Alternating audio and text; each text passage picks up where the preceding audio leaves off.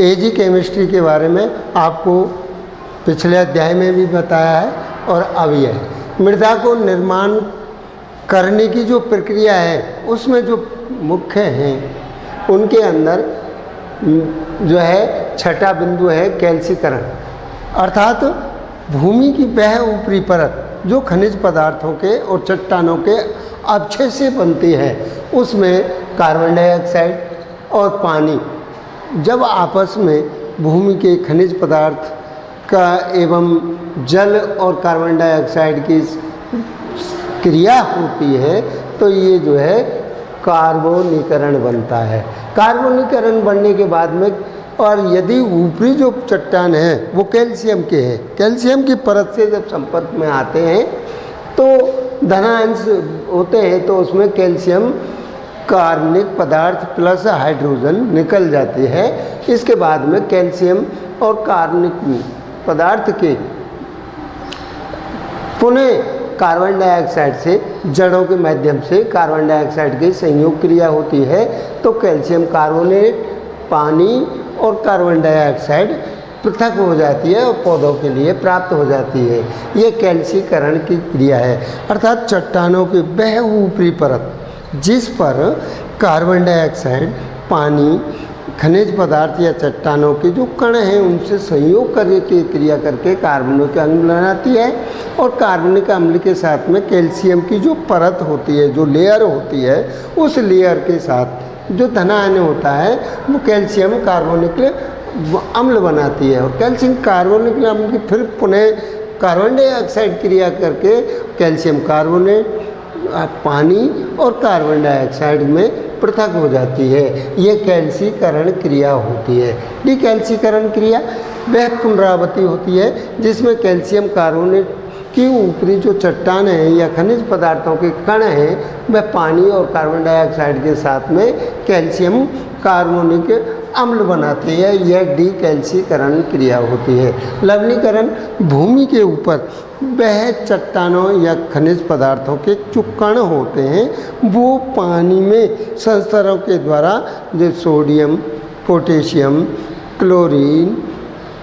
और calcium, magnesium, aluminium, iron और ferrous, ये जो है जब इन पर होता है तो ये पानी निचली सतहों में चला जाता है और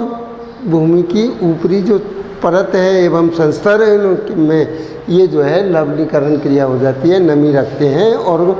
लवणों का एकत्र हो जाता है। वह क्रिया लवणीकरण कहलाती है। पैडॉप्सवेशन ये है कि भूमि की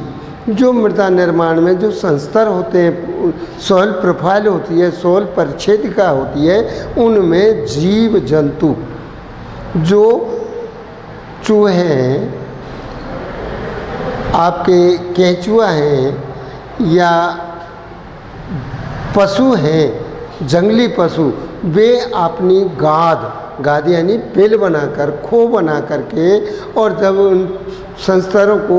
ये तोड़ने फोड़ने का करते हैं और इसके सम्मिश्रण को जो क्रिया बनती है उस क्रिया होती है इनके द्वारा, ये पैडॉप्सर कहता है। आपसी जब संस्तरों का आपसी सम्मिश्रण होता है पैडॉप्सन कहलाता है।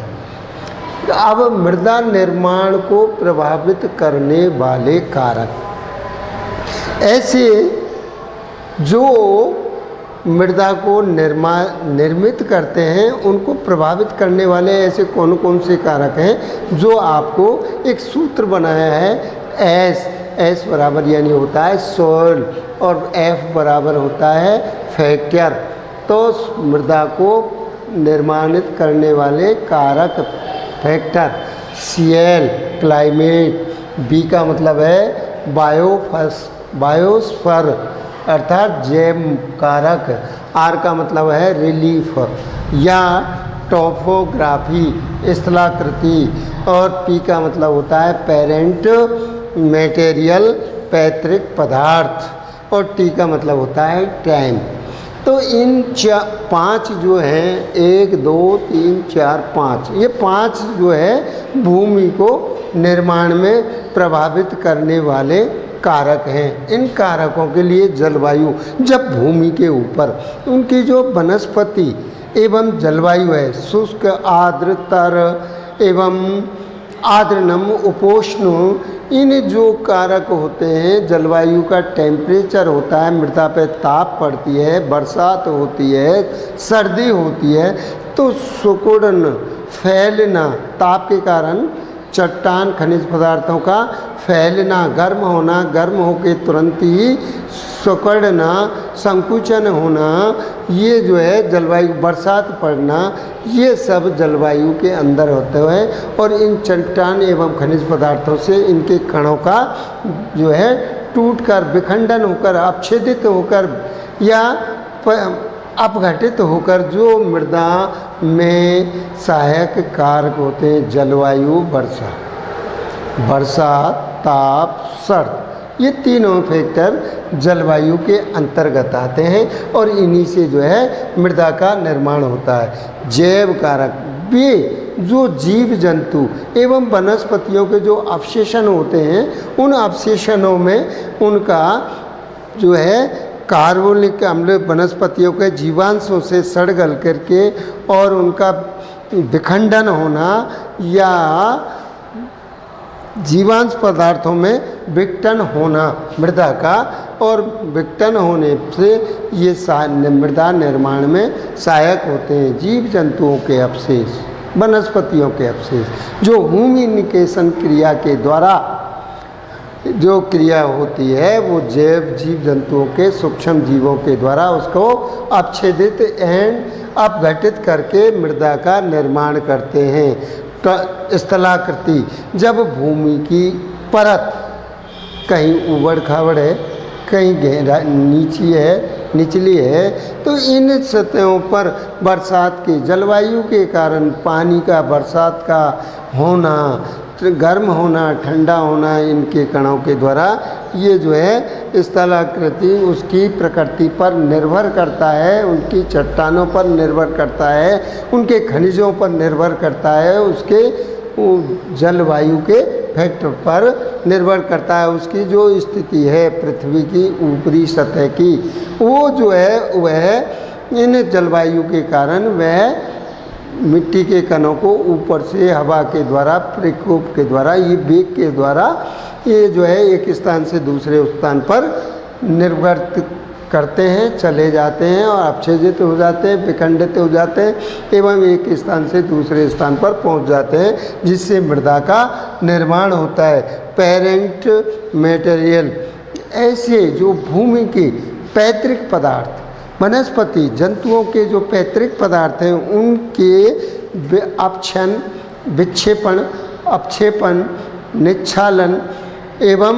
उनकी ह्यूमिफिकेशन के ऊपर निर्भर करता है। जंतुओं के जैसे गोबर है, जीव जंतुओं के गोबर है, मलमूत्र है, उनके साथ क्रिया ह्यूमिफिकेशन होने के बाद जीवों, सूक्ष्म जीवों के द्वारा, फंगस के द्वारा, एक्टिनोमाइसीट्स बैक्टीरिया के द्वारा इनका जो है अपछेदित होकर या अपघटित होकर मृदा का निर्माण कराते हैं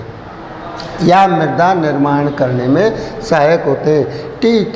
टाइम समय है, मृदा के जो जितनी समय के ऊपर निर्भर करती है, जितने समय में जितनी जो है उस क्रिया पर निर्भर करती है कि किस प्रकार से उस मृदा का निर्माण हो। अधिक समय पर रहना, धीरे धीरे उसकी क्षति हो जाती है, चट्टान और खनिज पदार्थ। इसी प्रकार से